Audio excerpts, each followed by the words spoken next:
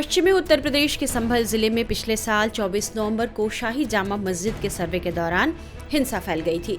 हिंसा में कई लोग मारे गए और बड़ी संख्या में लोग घायल भी हुए थे। वहीं संभल में पथराव की घटना के बाद करीब 2500 लोगों के खिलाफ मामला दर्ज किया गया था। पुलिस ने कड़ी कार्रवाई करते हुए संभल हिंसा में शामिल कई आरोपियों को गिरफ्तार भी किया और बाकी आरोपियों की तलाश में संभल में पोस्टर भी लगाए गए। यह मामला लंबे समय तक चर्चा में बना रहा। इस बीच हिंसा के मामले में गिरफ्तार एक आरोपी ने अब तक का सबसे बड़ा खुलासा कर दिया है। मीडिया रिपोर्ट्स के मुताबिक आरोपी ने पुलिस को बताया है कि संभल हिंसा के दौरान वकील विष्णु शंकर जैन को मारने की प्लानिंग की गई थी। विष्णु शंकर जैन देश के जाने माने अधिवक्ता हैं। ज्ञानवापी मस्जिद से लेकर जामा मस्जिद तक हिंदू पक्ष के कई केस वे लड़ रहे हैं। विष्णु शंकर जैन और उनके पिता हरिशंकर जैन हिंदू धर्म से जुड़े कानूनी मामलों में एक जाना पहचाना नाम है। मीडिया रिपोर्ट्स के मुताबिक पिता पुत्र की इस जोड़ी ने देश भर में मंदिर मस्जिद विवादों से संबंधित 102 से अधिक केस लड़े हैं। 19 नवंबर को जब कोर्ट कमीशन की अगुवाई में पहली बार संभल के जामा मस्जिद का सर्वे किया गया, तब सर्वे टीम के साथ अधिवक्ता विष्णु शंकर जैन भी मौजूद थे। 24 नवंबर को दोबारा सर्वे के वक्त भी वे वहां थे। संभल बवाल के बाद उन्होंने ये आरोप लगाया था कि उपद्रवियों की भीड़ का टारगेट सर्वे टीम ही थी। अब उन्हें जान से मारने का खुलासा संभल हिंसा मामले में एक आरोपी गुलाम की गिरफ्तारी के बाद हुआ है। मीडिया रिपोर्ट्स के मुताबिक आरोपी ने पुलिस पूछताछ में बड़ा खुलासा किया है और उसने बताया है कि वो शारिक साटा नाम के आदमी के लिए काम करता है और हथियारों की तस्करी करता है। शारिक साटा दुबई में बैठा है और उसी के शहर पर वकील विष्णु शंकर जैन को मारने की पूरी प्लानिंग की गई थी। गुलाम की गिरफ्तारी और संभल हिंसा को लेकर संभल के एसपी कृष्ण कुमार बिश्नोई ने कई बड़ी जानकारियां दी हैं। सुनिए। जनपद संभल में 24 नवंबर 2024 को एक हिंसा कारित की गई थी भीड़ द्वारा, जिसमें अभी तक कुल 79 लोगों को गिरफ्तार करके जेल भेजा जा चुका है। उसमें 29 पुलिसकर्मी एवं एक प्रशासन के व्यक्ति घायल भी हुए थे। कई लोगों को गोली भी लगी थी, उसमें घायल हुए थे। उसमें पुलिस द्वारा इन्वेस्टिगेशन किया गया है। थोरो प्रोफेशनल इन्वेस्टिगेशन के बाद में आज संभल पुलिस को एक अच्छी सफलता हाथ लगी है, जिसमें उस दिन घटना कारित करने वाले जिसने व्यक्ति द्वारा असले प्रोवाइड किए गए थे, जिस व्यक्ति के द्वारा इंस्ट्रक्शन दिए गए थे, जिस व्यक्ति के द्वारा ये हिंसा करवाने के लिए असले भी प्रोवाइड किए गए थे, उस व्यक्ति को पुलिस द्वारा गिरफ्तार किया गया है, जिसका नाम गुलाम पुत्र मुख्तार है। ये मोहल्ला दीपा सराय नखासा का रहने वाला है। इस व्यक्ति को गिरफ्तार करने पे पूछताछ पे पता चला है कि इस व्यक्ति के ऊपर कुल 20 मुकदमे अभी तक दर्ज हैं, जो कि जनपद संभल में और आसपास में है। इसकी लंबी क्रिमिनल हिस्ट्री दिल्ली और एनसीआर के अन्य जगहों पर भी हो सकती है, उसका भी पुलिस द्वारा खंगाला जा रहा है। इसके द्वारा बताया गया कि पूछताछ में कि 23 तारीख को इसने अपने बॉस शारिक साटा से बात की थी। शारिक साटा को यहाँ के किसी स्थानीय व्यक्ति द्वारा बताया गया है कि 24 तारीख की सुबह को सर्वे होगा। सर्वे के समय किसी भी सूरत में वो सर्वे नहीं होने देना है। पूछताछ के दौरान इसके द्वारा ये एडमिट किया गया कि जो शारिक साटा है ये एनसीआर से गाड़ी चोरी करवाने की गैंग का सरगना है। वो अभी आज से कुछ साल पहले फर्जी पासपोर्ट बनाने के बाद में यहाँ से विदेश चला गया है।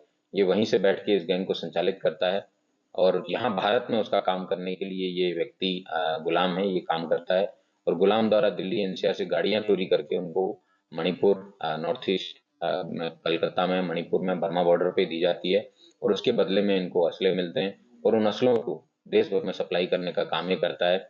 इसी में ही पुलिस को और अच्छी सफलता मिली, जिसमें पुलिस द्वारा इससे जब रिकवरी की गई है इसकी निशानदेही पे, तो एक 9mm की पिस्टल पुलिस को इसके पास से मिली है। 2 पिस्टल 32 बोर की इसके पास से रिकवरी में मिली है। 1 अदद मैगजीन मिली है। 5 9mm के जिंदा कारतूस इसके पास से मिले हैं। एक तमंचा है वो 315 बोर का इसके पास से मिला है। .22 के भी कई कारतूस मिले हैं। 30 बोर के भी इसके पास से कारतूस मिले हैं और उससे भी ज़्यादा बड़ी चौंकाने वाले तथ्य ये हैं कि इसके पास से एक BO-06 डायनामिल नोबेल एटकिन गेल्सल साफ्ट थ्राइसडॉर्फ जर्मनी लिखा हुआ एक बॉक्स मिला है, जिसमें उसके 12 बोर के 20 कारतूस मिले हैं। एसपी ने यह भी बताया कि ये लोग दुनिया भर में मशहूर होने और अपने हथियारों को बेचने के लिए संभल में हिंसा फैलाना चाहते थे। कि जो खबर पुलिस के पास थी कि ये असला ट्रेडिंग में इस तरीके का काम ये दीपा सराय में करते आ रहे हैं। इसके द्वारा पूछताछ में बताया गया कि पूर्व में इसको राजनीतिक संरक्षण, इसको और शारीरिक साठा को प्राप्त था, जिसकी वजह से ये लोग दीपा सराय में बिना किसी चिंता के आराम से शांति से जितने भी आपराधिक गतिविधियां हैं वो करते आ रहे थे। लेकिन पिछले कुछ समय से पुलिस की सख्ती के कारण ये आपराधिक गतिविधियां संचालित नहीं कर पा रहे थे।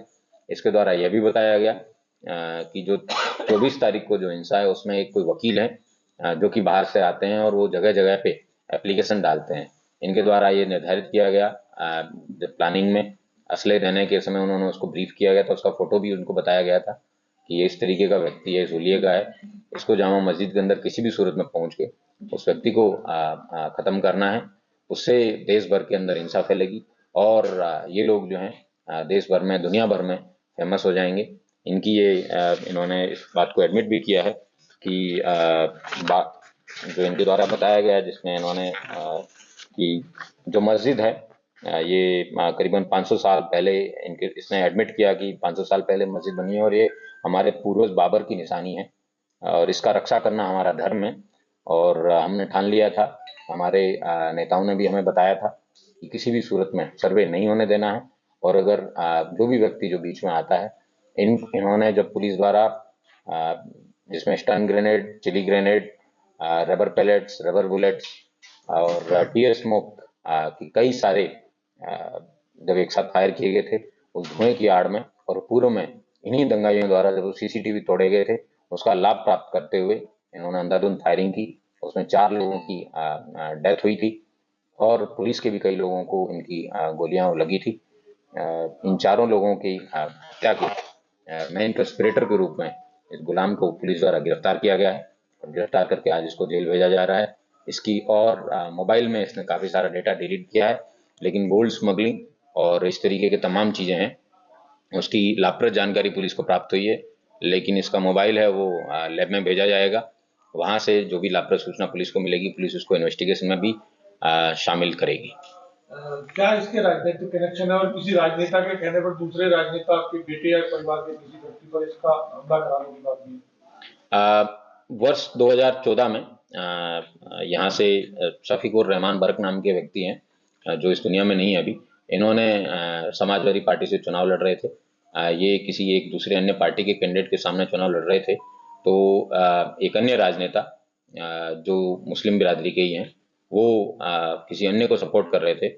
उसी बात को कशीदगी को रखते हुए इन्होंने तत्कालीन जो कैंडिडेट थे उनके कहने पे सोहेल इकबाल नामक व्यक्ति के ऊपर इन्होंने अंधाधुंध फायरिंग की थी, जिसमें 121/2014 एक अभियोग पंजीकृत किया गया था जो कि 307 और 7 CLA एक्ट में थाना कोतवाली संभल में 4 मार्च 2014 को लिखा गया था। जो इन्होंने शफीकुर रहमान बर्क के कहने पे इन्होंने अन्य जो सोहेल इकबाल हैं उसके ऊपर फायरिंग करके इन्होंने ये घटना कारित की थी और उसकी वजह से दोनों समुदायों में, मुस्लिम समुदाय के ही 2 समुदाय जिसमें तुर्क और अन्य लोगों के बीच में काफ़ी कशीदगी है वो बनी रही थी। रूप से इनको आदेश निर्देश देने की बात पुलिस को कई ऐसे व्हाट्सएप ग्रुप्स मिले हैं जिसके अंदर भीड़ को इकट्ठा करने के, उसमें एक सांसद संबल नाम का एक व्हाट्सएप ग्रुप है जिसमें पुलिस को 21 नवंबर की रात्रि में लोगों को इकट्ठा होने के बारे में बताया गया था कि 22 को ज़्यादा से ज़्यादा लोग मात्रा में लोग आएँ और 23 और 24 तारीख के लिए भी उसमें विभिन्न प्रकार के घटना के बाद में इंस्ट्रक्शन दिए जाने की बात इस तरीके प्रकाश में आई है। उसमें से कई सारे मैसेजेस हैं जो जिन लोगों के द्वारा मैसेज किए गए थे पुलिस द्वारा उनको पूछताछ के लिए बुलाया गया है। पुलिस का यह भी कहना है कि इस मामले में गिरफ्तार आरोपी गुलाम से और पूछताछ की जा रही है। उसने अपने फोन को फॉर्मेट किया है, इसलिए गुलाम के फोन को FSL जांच के लिए भेजा गया है।